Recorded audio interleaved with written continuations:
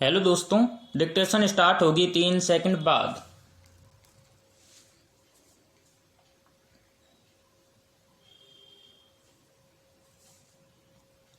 Start.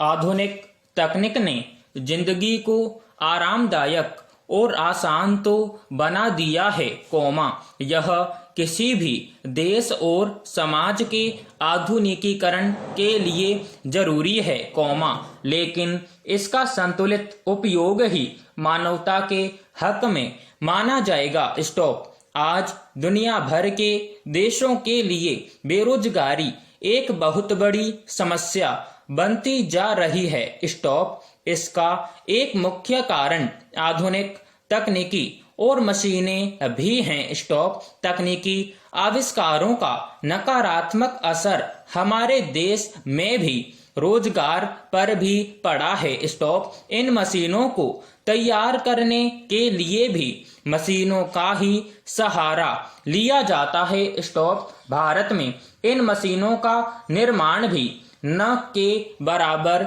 ही होता है। Stop. इस कारण भी नई तकनीक भारत में रोजगार के लिए अभिशाप साबित हो रही है। स्टॉप। फिर ऑनलाइन बाजार कुछ ही हाथों तक सिमट कर रह गया है। स्टॉप। पैरा। हमारा देश कृषि प्रधान है, लेकिन कुछ मौसम की मार से, कुछ सरकारों के ढुलमुल रवैये की वजह से उपेक्षित है। स्टॉप। इसके अलावा, युवा पीढ़ी का कृषि में रोजगार के प्रति दिलचस्पी न होना भी कृषि भी रोजगार का जरिया नहीं बना पा रही। स्टॉप। भविष्य में बेरोजगारी की विकट समस्या इतनी विकराल रूप धारण कर लेगी कि यह हमारे देश में एक बहुत ही गलत माहौल, जैसे कि अराजकता, लूटपाट, चोरी डकैती और अपराध में बढ़ोतरी कर सकती है। स्टॉप। पैरा। स्वरोजगार को बढ़ावा देकर भी देश में रोजगार के अवसर बढ़ाए जा सकते हैं। स्टॉप। अगर सरकारें कृषि, मत्स्य पालन और हर गांव में दूध की डेयरी खोलने के लिए लोगों को विशेष पैकेज जारी करे तो इससे सरकारों को भी काफी कमाई हो सकती है और दूसरी ओर खेती बाड़ी अच्छी होती है। स्टॉप। ज्यादा से ज्यादा मत्स्य पालन केंद्र खुलते हैं और डेयरियां खोली जाती हैं तो इससे देश से अनाज, मछली और दूध से बने उत्पादों का निर्यात होने से सरकार का खजाना भी भरेगा। स्टॉप। सरकारों और निजी क्षेत्र को चाहिए कि नौकरी से सेवानिवृत्त होने वाले जो कर्मचारी पेंशन की सुविधा लेते हों, उसे नौकरी देने की बजाय वैसे बेरोजगार युवाओं को रोजगार देने का प्रावधान किया जाए, जो रोजगार पाने के लिए तरस रहे हैं। स्टॉप। जो लोग किसी विभाग से अवकाश प्राप्त करते हैं और मोटी पेंशन लेते हैं, उनका भी नैतिक दायित्व बनता है कि वे सरकारी या निजी नौकरी में बेरोजगारों के लिए मौके बनाने में सहयोग करें। स्टॉप। पैरा। दिल्ली के मुख्यमंत्री अरविंद केजरीवाल ने पिछले चुनावों में यमुना नदी को विश्व स्तरीय और लंदन की टेम्स नदी की तरह बनाने का वादा था। स्टॉप। इससे पहले वाली सरकारें भी यमुना नदी के पानी को पीने लायक बनाने के दावे करती रही हैं। स्टॉप। इन सब दावों के बावजूद पिछले कई वर्षों से यमुना नदी धीरे धीरे गंदे नाले की तरह हो चुकी है। स्टॉप। किसी भी सरकार ने इस समस्या का हल करने में गंभीरता नहीं दिखाई। स्टॉप। यमुना तो स्वच्छ नहीं ही हो पाई, पिछले दिनों हुई रिकॉर्ड तोड़ बारिश ने पूरी दिल्ली को एक गंदे नाले में तब्दील कर दिया। स्टॉप। जगह जगह जल भराव, पेड़ और मकान गिरने की खबरें आती रहीं। स्टॉप। दिल्ली के तीनों प्रमुख राजनीतिक दल एक दूसरे पर आरोप प्रत्यारोप लगाते रहे और जनता परेशान होती रही। Stop para.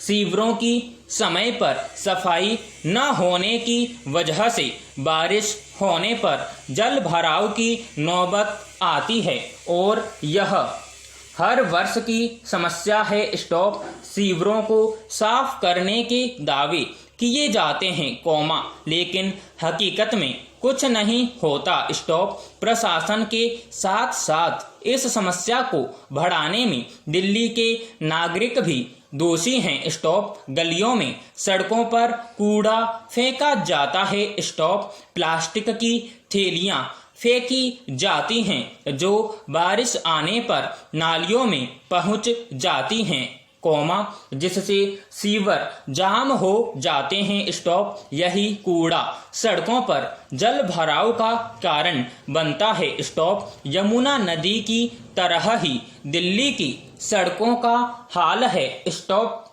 सड़कें पहले ही खराब हालत में थी, लेकिन बारिश ने बची खुची हालत भी खस्ता कर दी है। स्टॉप। लगभग पूरी दिल्ली की सड़कों पर बड़े बड़े गड्ढे बन गए हैं, जिससे दुर्घटनाओं में बेतहाशा वृद्धि हुई है। स्टॉप। जगह जगह जाम लगने लगा है। स्टॉप। दिल्ली में चारों ओर कूड़े के ढेर लगे हुए हैं। स्टॉप। भाजपा शासित नगर निगम भी इस समस्या का हल निकालने में नाकाम रहा है। स्टॉप। अगर दिल्ली को विश्व स्तरीय शहर बनाना है तो सभी को मिलजुल कर प्रयास करने होंगे। Stop para.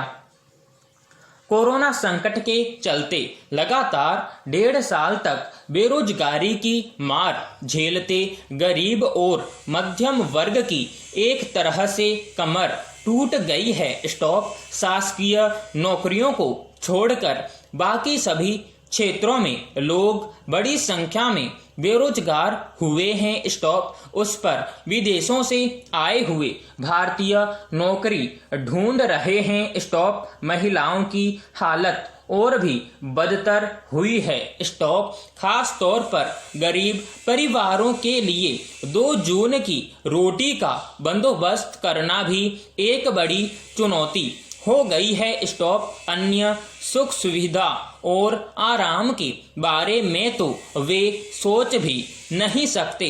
Stop para.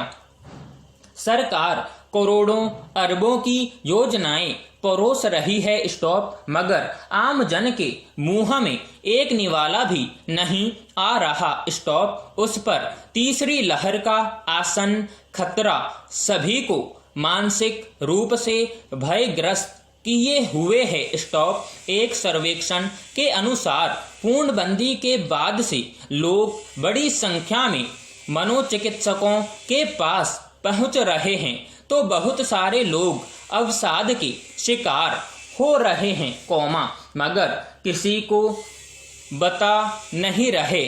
Stop.